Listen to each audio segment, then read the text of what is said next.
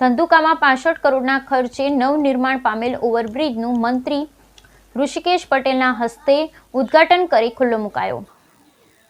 વાહન ચાલકો અને ધંધુકાવાસીઓને રોજની રેલવે ફાટકની ટ્રાફિક સમસ્યાથી છુટકારો મળ્યો। રૂપિયા 65 કરોડના ખર્ચે નિર્માણ પામેલ રેલવે ઓવરબ્રિજને ખુલ્લો મૂકતા શ્રી ઋષિકેશ પટેલે જણાવ્યું હતું કે વડાપ્રધાન નરેન્દ્રભાઈ મોદીના માર્ગદર્શનમાં અને મુખ્યમંત્રી ભૂપેન્દ્રભાઈ પટેલની નેતૃત્વમાં ડબલ એન્જિન સરકાર હંમેશા પ્રજાની સમસ્યાના સમાધાન માટે કાર્યરત છે।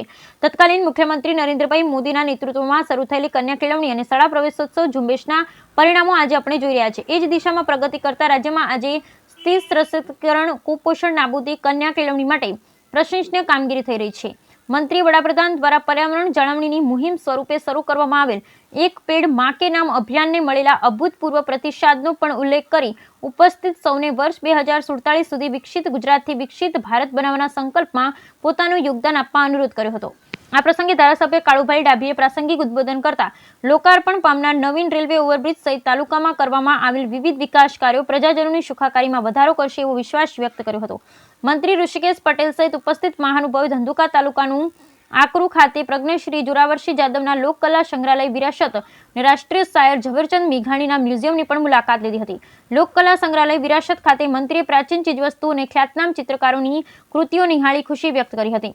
રાષ્ટ્રીય શાયર ઝવેરચંદ મેઘાણી મ્યુઝિયમ ખાતે મંત્રીએ ઝવેરચંદ મેઘાણીના પ્રેરણાદાયી જીવન, લોકસાહિત્ય તથા આઝાદીની લડાઈમાં તેમના પ્રદાન અંગેના પ્રદર્શનને નિહાળ્યું હતું।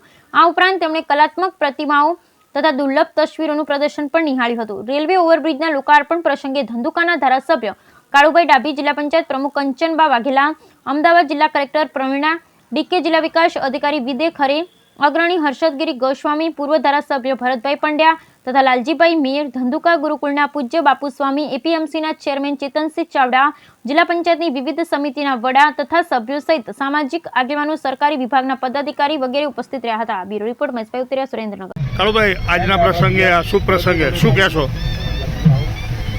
આપ સૌ જાણો છો કે આપણા ધંધુકા અને સૌરાષ્ટ્રનો ટ્રાફિક બાબતે મૂંઝવતો પ્રશ્ન એ આ રેલવે ફાટક હતું।